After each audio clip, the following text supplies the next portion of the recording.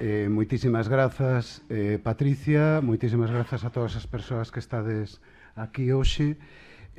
Bueno, para min un placer volver a Vilanova de Lourenzá e fundamentalmente pois falar de Don Paco.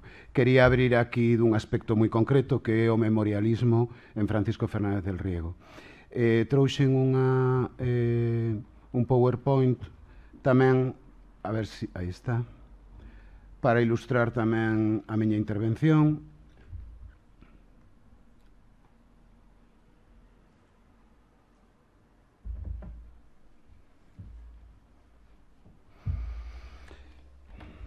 Si abre. Bueno, mentres vai abríndose, vou dar comezo á lectura do meu relatorio. Eu creo que non se pode, ao meu entender, calibrar a figura de Francisco Fernández del Riego sin aludir á verdadeira necesidade que el sentiu de levantar acta do vivido e do experimentado.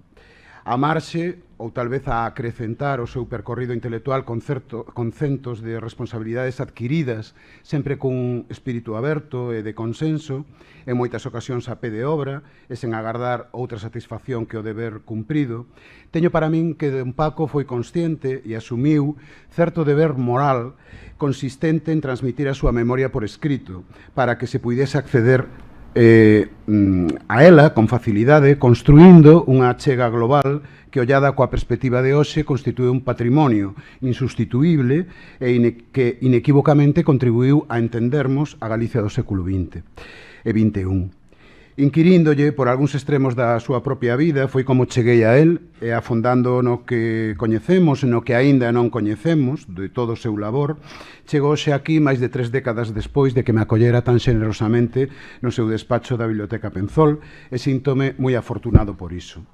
Eu comezo este relatorio facendo miñas unhas palabras que atopei nun artigo de Perfecto Conde que alude a outras de Philippe Lejeune que me permito reproducir e que ten que ver con todo o que falamos esta mañá. Cito: autobiografías, memorias, diarios e epístolas son, hoxe en día, as principais modalidades das denominadas escritas do eu, termo flexible que se ven utilizando desde os anos 80. Por volta deste tipo de textos, centrarei o meu relatorio que divido en 2 bloques fundamentais. O primeiro consiste nunha revisión prácticamente enumerativa dos textos éditos que de alguna maneira se vinculan coa súa memoria, e nun segundo apartado, tal vez o máis novidoso, repararei na existencia de, cando menos, 3 diferentes tipos de material inédito de Francisco Fernández del Riego nesta altura nos que recrea a xeito de diario ou de ficción novelada a súa propia biografía. En canto aos textos éditos, son os seus célebres libros de memorias, no que, de alguna maneira, Don Paco restaurou a memoria do século XX da que el, en algunha medida, foi protagonista ou coprotagonista. Trátase do Río do Tempo, unha historia vivida, publicada no ano 1990, outra reedición este mesmo ano, no que, como dixen, narra pois as vivencias das que foi espectador, mas tamén imprescindible protagonista. El, ao meu ver, non converte este volume nunha exposición aséptica das súas actuacións na Galicia dos últimos 60 anos, desde que o publicou por vez primeira, nin tampouco nunha defensa que xustifique actuación persoal ningunha. Non tiña por qué, e desde logo o seu carácter e o seu talante anularían de raíz tal intención. As memorias, ao meu ver, destacan por reflectiren un deber ético e moral posto ao servizo duns ideais e pola incuestionable lealdade, falouse esta mañá aquí deste termo, a uns presupostos ideolóxicos e culturais que cultivou desde moi novo. Como é ben sabido, algúns anos despois publica Camiño Andado, no 2003, que en esencia é unha nova redacción do anterior libro, actualizada neste caso e completada, sen a presenza dun apéndice moi interesante que tiña no Río do Tempo, con caricaturas, con distintos deseños e documentos. De algún xeito tamén, como libro de memorias, poderíase engadir as conversas con Paco del Riego de Perfecto Conde que se publicaron no ano 2008, na que hai por parte de Don Paco unha ollada, se se quere un pouco máis despresuizada, tal vez máis desinhibida, respecto de algúns acontecementos que tamén nos relatan os 2 libros anteriores. Don Paco lembro, contaba cando concedeu esta entrevista 95 anos, en 2008. Sen afán exhaustivo e entretecidos cunha vontade de interpretación, incluiríanse por dereito propio neste ámbito algúns volumes nos que non hai esa primeira persoa na que fala dos aspectos dos acontecementos de carácter histórico, mas quen o dubida está tamén presente a súa experiencia vital, lectora ou interpretativa, tamén a súa inmensa bagaxe cultural e un afán divulgativo case didáctico, que de alguna maneira tamén case sempre abrazou. Refírome a títulos como Ángel Casal e o libro galego, A xeración Galaxia, Luis Seoane desde a memoria e O señor da Casa Grande de Cimadevila, que foi citado tamén esta mañá. De todos estes saliento dous, se me permitides, o libro sobre Ángel Casal, que cumpriu un papel fundamental na recuperación histórica e posta ao día do traballo que Ángel Casal e María Miramontes desenvolveron na editorial Nós e que de algún xeito logo, precedeu a outro tipo de investigacións que viron a luz con moito rigor profesionalmente. Outro libro que quixera destacar é o da Xeración Galaxia, ese volume ensaístico que de algún xeito interpreta e describe a actuación desta xeración da que el formou parte e que traballou arreo, como tamén se comentou aquí. A estas liñas cumpriría engadir diferentes tipos de textos, como estes que vos amoso aquí, Álvaro Cunqueiro e o seu mundo, Eduardo Blanco Amor, aparecidos ambos os dous na editorial Irindo, que son libros nos que se benefician de alguna maneira tanto do trato persoal que don Paco tivo con estes dous autores, como de boa parte do epistolario que el mantivo con ambos os dous. Por certo, tamén neste aspecto compre engadir, pero xa non vou facer referencia ningunha, a ese labor básico e fundamental que quedou aquí exposto na mesa redonda anterior de don Paco como epistológrafo e todos estes libros de correspondencia con Cunqueiro, con Ricardo Carballo Calero ou coas cartas de Alapa ou a Piñeiro e as de Xosé Neira Vilas ou a de Luis Seoane, que de alguna maneira xa ás cales non me vou referir. Na dimensión que arrastra a celebración do Día das Letras, e alén de divulgar a figura da persoa homenaxeada, algo que estamos a facer aquí, adoitanse contar con certos rescates bibliográficos póstumos que compre tamén citar, porque de algún xeito encaixan neste ámbito. Un deles, como é ben coñecido pola maior parte de vós, é o Diario da Guerra, un texto que presentou nunha edición extraordinaria Lourenzo Fernández Prieto, que é un texto pioneiro, ou de alguna maneira absolutamente descoñecido na medida en que un soldado, como se dixo onte, un soldado republicano no exército franquista, fai unha memoria diaria de acontecementos vividos de alguna maneira, e, por outro lado, as memorias do París literario, un libro que saiu en edición hai poucos meses de Malores Villanueva, no que, en definitiva, recrea, ademais de que en parte un libro de viaxes, recrea tamén pois a súa francofilia, que é algo que se pode ver en numerosísimos artigos de xornal dos distintos xornais galegos da posguerra, onde don Paco sempre amosou unha especial predilección pola literatura francesa. Neste ámbito tamén no que nos movemos, como non citar o libro de Lourenzá, publicado originalmente no ano 2004, que se editou tamén, que se reeditou o ano pasado, ao que non me vou referir, xa se fixo aquí referencia a él abondosamente, e outros volumes, como a serie Galicia Sentimental, publicados por Caixa Nova, Galicia Sentimental, A Coruña Sentimental, Vigo Sentimental, a máis de distintas colectáneas de artigos, nos que tamén se exerce esa posibilidade de reflectir a súa memoria. Outro libro, xa a medio camiño, pero que é moi interesante para que vos vou comentar, que de certo coñecedes, este volume publicado no ano 1994 en edición Xerais, titulado Galicia, interesante porque hai aí un fío conductor que un tal Ramón Sanfiz, que é un alter ego do autor, que é unha característica que el vai abrazar noutros libros e noutros proxectos dos que vou falar despois. Como non referirme tampouco, e tamén ao Cego de Pumardedón, unha proposta de filiación simbólica, de corte pseudobiográfico, que foi escasamente tratada cando apareceu, publicado no ano 1992. Unha das persoas que o atendeu críticamente foi precisamente a profesora Camiño Noia, no que un tal Mauro, cego como consecuencia da guerra, relata a súa vida cotiá, e aí xorde tamén unha resistencia dos tempos escuros, no que vai evocando as súas vivencias da guerra civil. Evidentemente que conecta este libro co Diario da Guerra, podese facer unha lectura de alguna maneira tamén comparada ao que antes me referín, aínda que, evidentemente, no Cego de Pumardedón hai ficción, no Diario da Guerra son outras as características que dominan este texto. Ben, vou pasar xa a parte que eu considero un pouco máis novidosa, porque, como vedes, o que fixen foi unha enumeración ata agora das súas obras de carácter memorialístico e sen afán exhaustivo, que tería que ver, basicamente, coa existencia do que son tres grupos de textos de carácter de filiación autobiográfica que se conservan nos fondos do arquivo Francisco Fernández del Riego da Casa Galega da Cultura. Vaya agora xa en diante a miña gratitude sempre á Biblioteca Penzol, ás persoas que o dirixen, os seus traballadores, pola profesionalidade, xenerosidade e o agarimo que sempre se me dispensa ali. A primeira das notas de carácter autobiográfico están clasificadas, probablemente, supoño, grazas a Benito Ramírez, baixo unha nota, baixo unha cualificación que di simplemente notas autobiográficas. E estas percorren diversas épocas vitais de Fernández del Riego.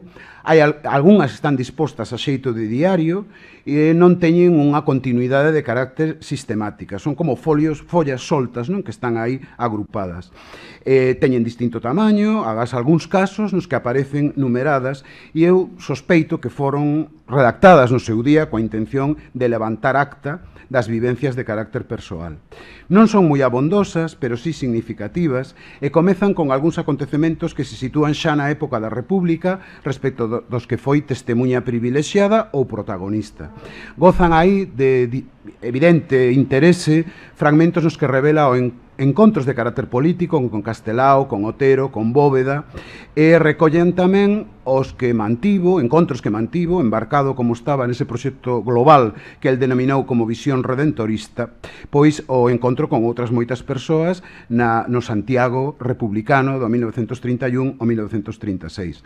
Tamén recolle, por exemplo, impresións de viaxes, o labor que desenvolveu en actos culturais como a Semana Cultural do Porto, organizada polo Seminario de Estudos Galegos no ano 1935.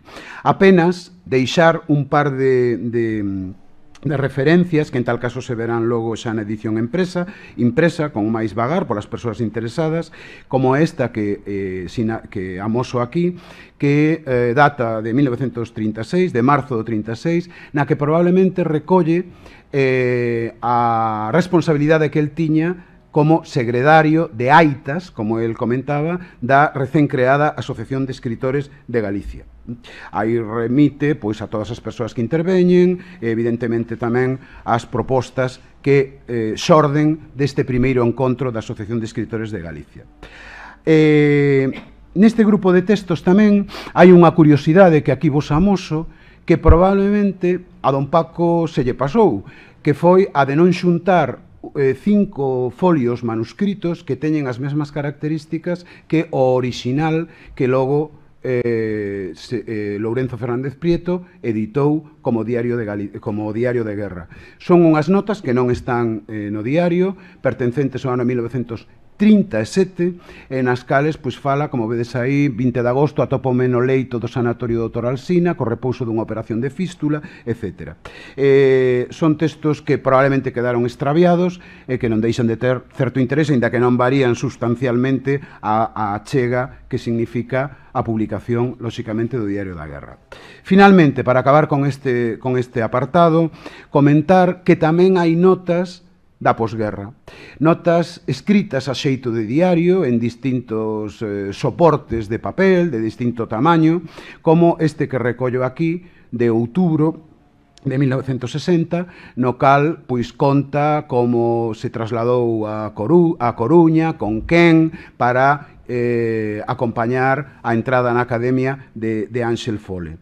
Hai outras notas tamén, xa para finalizar este apartado, que teñen certo interese, como cando el elabora unha listaxe un pouco posterior que vai recollendo o nome puntualmente de todas as persoas que o felicitaron no momento no que el ingresou como numerario, como membro numerario da Real Academia Galega. En fin, son notas de carácter persoal, pero que de alguna medida poden servir para coñecer máis cabalmente pois a súa personalidade e o seu percorrido intelectual, a falta de que, bueno, polo feito de que algúns destes textos non están incorporados en ningún dos seus anteriores libros. Ben, o primeiro día deste curso sei que Malores Villanueva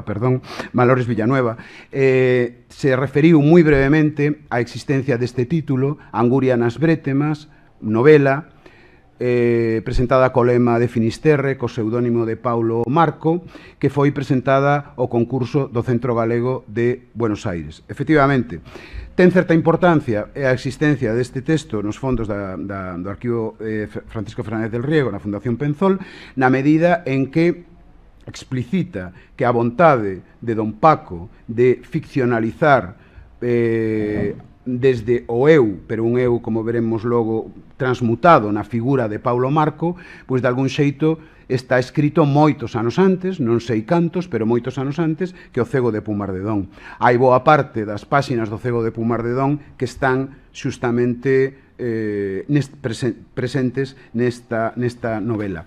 É un texto, aquí tendes unha reproducción do prólogo, o proloquio, no cal xa aparece a referencia a este personaxe central, que é un alter ego do propio autor, e un texto en clave de autoficción e ao mesmo tempo de carácter xeracional.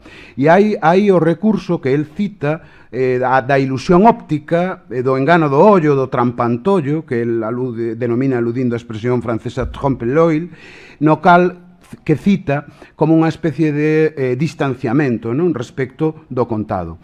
É lóxico que polos contidos desta novela don Paco soubera que non se podía publicar en Galicia no momento no que escribiu, na posguerra, e máis tamén que, como así foi, non gozou de fortuna na publicación ou no concurso no que se presentou.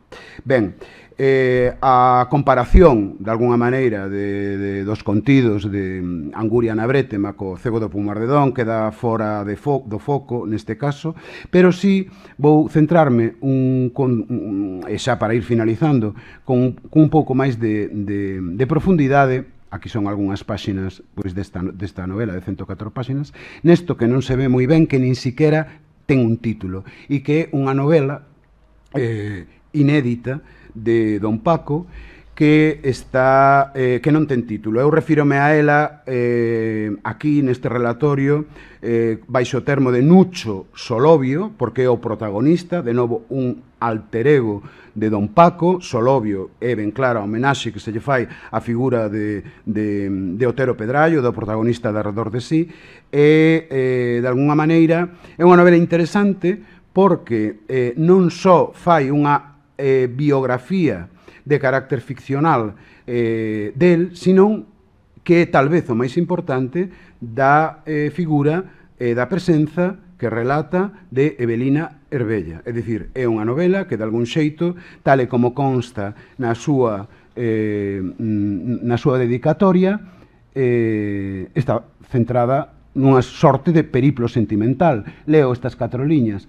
Pousados os ollos no branco vagantío das praias lonxanas e no parello de correr das serras e das ondas e nos poviños románticos das miñas lembranzas, andei a soñar este periplo sentimental, realmente sería o título deste proxecto, que ven ser como unha paisaxe arrincada á alma polos bicos amorosos da ilusión. E consta tamén posteriormente a referencia a cando comeza a novela, que sería nos anos finais de 1938, segundo da guerra. Ben, que características ten esta novela? Ben, é singular na medida en que realmente hai dous coprotagonistas, que son Nucho Solovio, é dicir, don Paco, e Eve Sorrosal, que se corresponden claramente a Evelina Herbella. E a novela, de alguna maneira, na novela fai memoria tamén da súa propia vida. Hai moitos datos aquí que non están ficcionalizados, hai outros que sí. De feito, el xa fala da data de nacemento, 1913, e de algún xeito este periplo vital comeza aquí. Non chama a esta vila Vilanova de Lourenzá, sino que a denomina Arganza, a vila de Arganza. E aí fala, precisamente, dos xogos tamén, dos xogos infantís, fala da súa casa natal, e hai un percorrido minucioso, de algún xeito, pois por esas vivencias de carácter infantil. Este apreixar a memoria, como vemos é recorrente de Vilanova de Lourenzá, inclúe, de alguna maneira, tamén unha autodefinición do autor naqueles anos. El di del, utiliza a terceira persoa, descríbese como un neno de faciana fazuleira e souril, ollos vivos e azuis, cabelo longo e ensortillado, en unha contorna de carácter familiar e vital feliz, onde o neno, en terceira persoa, vai medrando cun amorío extraño os libros impresos. Logo fala do periplo dos seus estudos no que el chama Monteforte no Colexio dos Escolapios, onde sinala que este tal Solovio, en terceira persoa, adáptase a xina ao ambiente colexial, traballa, faise de querer e faise respetar. Para concluir determinantemente que a literatura é a súa teima. E aí relata os libros que lé, Byron, Becker, Larra e, sobre todo, Goethe, que é un título, sobre todo, As desventuras do mozo Werther, un libro moi recorrente que aparece citado no libro en varias ocasións. Ben, Don Paco refírese tamén aquí á época que ten que ir a Compostela, que ten que ir a Madrid a facer o primeiro curso de Dereito, fala ali do percorrido polos barrios típicos de Madrid e non concreta o que citas explícitamente Amores de ocasión, e sitúase tamén no entusiasmo que provoca o 14 de abril. De feito, di, Solovio queimase no entusiasmo republicano. No capítulo 2, el comeza a fiar xa a historia de Evelina Arbello. Ela disfraza levemente co apócope dese de Eve e sitúa que aquí hai algo curioso, con 16 anos, en 1916, malia ela nacer no ano 1908, na vila de Redondela. Isto de Redondela é certo porque o seu pai, que era notario, durante unha época tivo un despacho de notarías. E vai falando dela, que nace en Montes Claros, que sería o barco de Valdeorras, onde ondea o seu curso sobre os limpos seixos, e logo construe un percorrido de carácter biográfico de Eve Sorrosal, e os lugares onde ela se establece: Ourense, la línea de Concepción, Sueca, en Valencia, Madrid, os estudos universitarios de Evelina Herbella, Sama de Langreo, que foi xustamente o último destino do pai activo, do pai de Evelina, Antonio Herbella Ferreiro, e fala dos estudos universitarios en Oviedo, de Evelina. Todo parece proceder tamén do rescate dos contidos dunha intensísima relación de carácter epistolar que debeu de manter con ela durante prácticamente todos os tempos, todos os anos da República. Sería interesante tamén saber se isto se conserva ou non. A relación sentimental que manteñen os dous, ou polo menos a que aquí se define, nun proceso de autoficción, non foi sempre, un proceso, pois, de augas mansas, sobre todo porque se fai referencia a un doutor asturiano, un tal Paulino Arbesú, que tamén desde Asturias vai ir a Santiago de Compostela, e co que Evelina Herbella tiña certa relación que non se concreta. Logo vai mesturando capítulos a capítulos coa referencia do que ocorre aquí en Galicia, sobre todo do seu traballo, coa evolución desta relación con Evelina Arbello, da que vou prescindir de moitas referencias que en tal caso aparecerán pois no texto xa na edición impresa.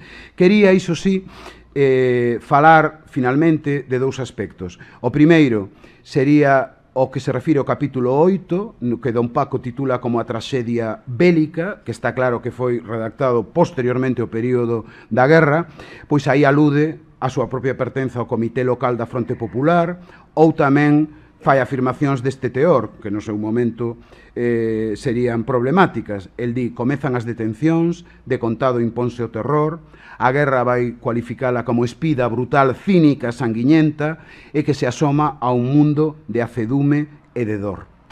A relación con Eves o Rosal sí que o sinala que se mantén grazas ás cartas desde Compostela e de outros lugares nos que don Paco fai a guerra: Mérida, Badajoz, Baños de Montemayor, Salamanca, Alba de Tornes, Peñaranda de Bracamonte, Ávila, Tordesillas, Belchite, etc. Ata que finaliza a guerra e el escribe: nas estacións do trayecto, cando volve en tren cara a Galicia, nas estacións do trayecto, as xentes berran a palabra paz. Pero, que paz? Ben, os soños logo de refacer unha vida desfeita son imposibles. Leo, o fanatismo dos vencedores tolle todo o proxecto de porvir. Ten, porque el fala en terceira persoa, que abandonar de novo Compostela para fuxir da represión. E procura, que isto é significativo, refuxio en Arganza, é dicir, Lourenzá. Dato coido de novidoso, que creo que non está recollido nos seus libros de memorias, pero respecto do que apunta. Con todo, a febre feixista tamén ferve ali. E vai fuxir a Cubelas, a Cedofeita, e de ali a Lugo e a Vigo, onde proxecta un futuro moito máis esperanzado.